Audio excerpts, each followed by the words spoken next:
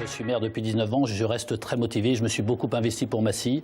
Et je me suis investi pour Massy. Vincent Delahaye, maire centriste sortant pour le Parti socialiste allié aux Verts et communistes Ella Kribi-Romdan et pour le Front de gauche Josiane Laurent-Prévost que nous allons voir. Voilà, 3 candidats pour le fauteuil du premier élu de Massy.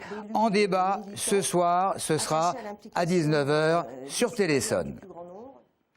Bonsoir. Les questions se bousculent dans l'affaire de l'explosion dimanche d'un pavillon du Coudray-Montceau. Qui était la victime? Que faisait-elle là? S'agit-il d'un accident, d'un acte criminel? Le procureur Éric Lallemand indiquait hier qu'il fallait prendre le temps de recueillir tous les éléments. Maxime Lemaine. 2 jours après l'explosion, une équipe d'enquêteurs de la gendarmerie travaille sur les ruines du pavillon. Une pelleteuse s'active, difficile de savoir si elle est là pour détruire ce qui reste de la maison ou bien pour fouiller les décombres. Les gradés présents sur place se refusent à tout commentaire. 2 experts privés mandatés par les propriétaires n'ont pas accès au chantier. L'un d'entre eux s'étonne de la rapidité avec laquelle la pelleteuse est entrée en action. Aucun des 2 propriétaires présents aujourd'hui ne souhaite s'exprimer.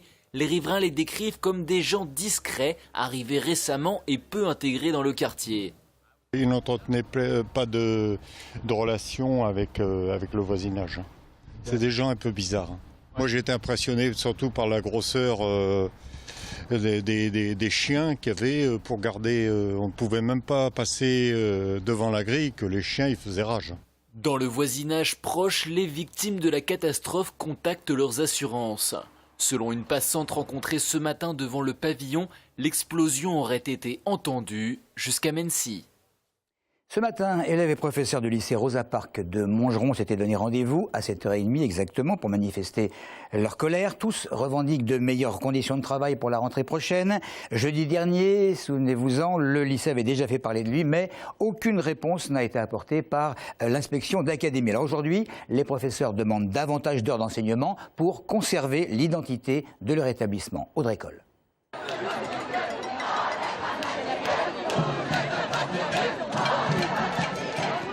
Ce matin, l'ambiance était au rendez-vous au lycée Rosa Parks.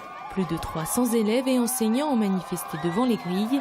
Jeudi dernier, les professeurs avaient déjà organisé un mouvement pour revendiquer davantage de moyens pour la rentrée prochaine. La grève continue plus fort. L'académie, la dernière fois, n'a rien voulu entendre.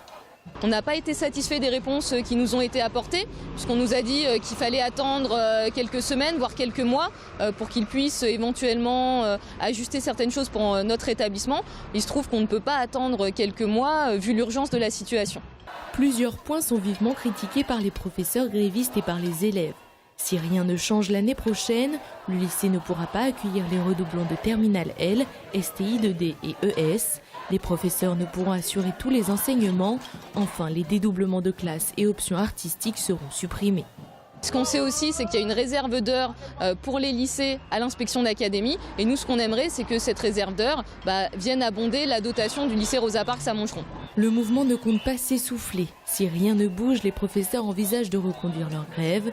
Déjà, une lettre commune des enseignants et représentants d'élèves devrait être envoyée au directeur académique. Une fusillade hier soir à Igny, un homme tire sur un jeune homme, la victime est blessée. Et puis ce matin, juste à côté, à Palaiseau, un autre jeune homme, un lycéen cette fois, reçoit un coup de couteau devant son établissement. Là également, l'agresseur a pris la fuite. Il désosse la fesse de l'animal, un cochon en l'occurrence. Il enlève le gras et les nerfs, puis il injecte une préparation de sa composition avant de masser la viande quelques heures plus tard. C'est le charcutier de la gare Sainte-Geneviève-des-Bois qui procède ainsi. Sébastien Van der Hauwert qui a reçu la médaille d'or du meilleur jambon de Paris. C'est un artisan qui a grandi à Juvisy et qui s'est installé à Sainte-Geneviève il y a tout juste 2 ans. Nous sommes très fiers, moi et toute mon équipe, d'avoir gagné cette médaille. Pour nous, c'est une récompense et c'est le travail de toute une année. Pour nos clients aussi, c'est une fierté, c'est une qualité et ils savent qu'ils achètent du bon jambon blanc. Et je pense que c'est la base du charcutier, c'est de savoir faire du jambon blanc ainsi que tous les produits de charcuterie qu'on a en boutique. Tous les Essonniens le connaissent. Installé il y a 6 ans, l'aérophare d'Évry est petit à petit démonté. Le contrat du ballon géant et son armature de 55 tonnes n'a pas été renouvelé par l'association des commerçants. Héloïse Fagard. Fini les tours en montgolfière, ils ont déjà enlevé le ballon. C'est maintenant au tour de la structure hélicoïdale d'être démontée pièce par pièce. Au total, les travaux vont durer 3 semaines. Il avait pourtant fallu 3 mois pour le monter. Lorsque nous avons investi dans le ballon il y a 6 ans, c'était une première mondiale et on avait comme objectif d'axer notre communication sur la famille et montrer qu'on était un centre de vie et pas qu'un centre commercial. La mission a été complètement accomplie par le ballon. On a beaucoup utilisé le ballon dans nos visuels. La notoriété du centre a gagné grâce au ballon. Sauf que maintenant, notre stratégie de communication a évolué, elle évolue, on est plus axé sur la mode. Installé à l'été 2007 pour attirer une clientèle familiale à Évry 2, le ballon avait fait son temps. L'aérophare va bientôt s'envoler vers de nouvelles aventures.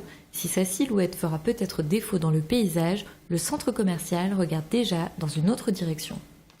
Une jonquille pour lutter contre le cancer. Depuis ce matin jusqu'au 22 mars, des membres du Rotary Club vendent des fleurs pour soutenir l'Institut Curie. On peut ainsi acheter un bouquet ou un pot de jonquille, participer à la lutte contre le cancer en aidant la recherche. Chaque année, à l'arrivée du printemps, l'Institut Curie organise une semaine de mobilisation autour de la jonquille, qui est la fleur emblématique de la lutte contre cette maladie responsable de quelques 150 000 décès annuels. Comme on pouvait s'y attendre, les contrôleurs aériens et le personnel au sol de certains syndicats ont rejoint le préavis de grève déposé par les organisations nationales. Conséquence, il a été demandé aux compagnies aériennes de réduire leur activité. Au moins une centaine d'annulations de vols au départ de Paris-Orly aujourd'hui pour Air France. Mais également les compagnies étrangères sont également touchées. Bref, environ 30% des vols ont été et continuent d'être concernés. C'est tout pour l'essentiel de l'info. Merci de nous avoir suivis.